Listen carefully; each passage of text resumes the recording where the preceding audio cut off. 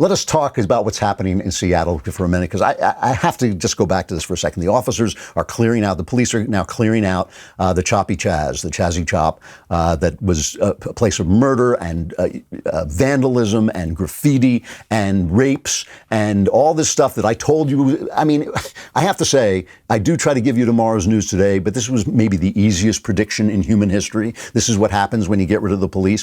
While the police were clearing this out, according to journalist, I never know how to pronounce his name. It's Andy NGO. Is it Go? Ngo? Do you guys know? Does anybody? No? Okay. Andy No, we'll call him. If I got it wrong, I'm sorry. He has been beaten up by Antifa for reporting on who they are, for reporting the fact that they're terrorists, which they are.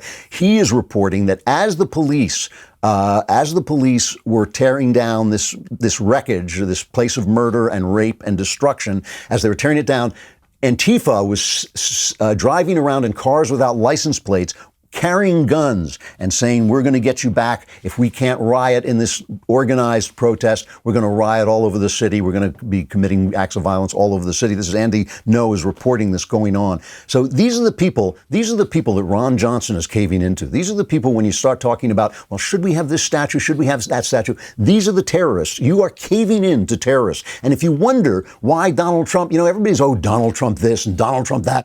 And he said this and he wore that and he called this and he won't put on a mask. It's not him. It's not him. Again, a flawed individual. I get it. It's you. It's Ron Johnson. It's the Republicans for Bush saying they're going to vote for this brain dead corruption monkey, Joe Biden, who's just going to be a shill for the left. It's you. It's your fault. All you guys who think you're the remnant, who think you're on the ramparts, who think you're the Lincoln Project, there is no remnant. The movement is gone. The ramparts are abandoned. You're not representing Lincoln. The only guy defending Lincoln full-throatedly with full-throated power, Donald Trump, for all his flaws. He's the one person, all those people who made fun of Trumpites when they said, well, at least he fights.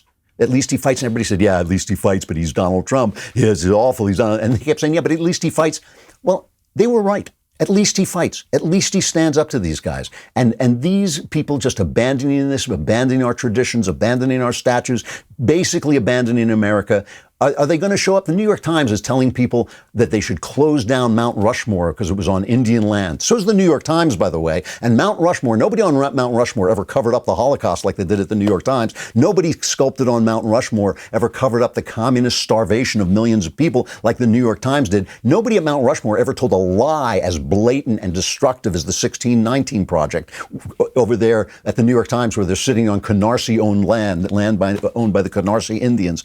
So these guys, if we don't stand up to these guys are terrorists. They hate the country. They're trying to bring it down. There's no conversation going on. This isn't a dialogue. It's not like, well, the Constitution says A. No, I think the Constitution says B. It's we're saying the Constitution says A, and they're saying, you got to match because I'm just going to burn this thing. That's the conversation. There is no conversation. Sean Hannity, God love him. Sean Hannity, evil Sean Hannity, terrible, destructive, evil right-wing Sean Hannity on the Devil's Station Fox News had a guy named Horace Lorenzo Anderson, whose 19-year-old son was murdered in the choppy CHAZ. A 16-year-old was murdered there. African Americans, blacks, they're Black Lives Matter, my ass. Here is this man talking about his experience, what it means to him, what choppy CHAZ means to him. Play the first cut. It's incredible. My son's 19, they should have did something about this a long time ago. And I don't, like I said, I understand Black Lives Matter and everything was going on and everything, but that's not my movement right now. My movement is let them know that was my son. That's right. You know what I'm saying? Horace Lorenzo Anderson was my son. That I don't know. I'm not with all this, whatever's going on. Politics or none of that. None of that. I don't know nothing about that. I don't even know nothing about that. All I know is this is my son, and I love him, and I've been having him, man, it's been my son, and this is incredible. And I don't know, that should have been done a long time ago. Yeah. I can't play the rest of that because I won't make it through the show. But, that's That's the truth. That's the truth. And it's also true that little babies are being killed in Chicago every weekend. It's true that little children are being shot in Chicago every weekend. And what are they doing? What are they talking about in Congress? They're talking about police reform. They're talking about police reform in Congress. That's, how dominated they are by the left-wing press. That's what they think the conversation about. Why are you even having that conversation? Listen, I'm always in favor of reforming the police. I'm always in favor of making sure the police are using their power properly. Most good police officers are in favor of using their power properly, of course.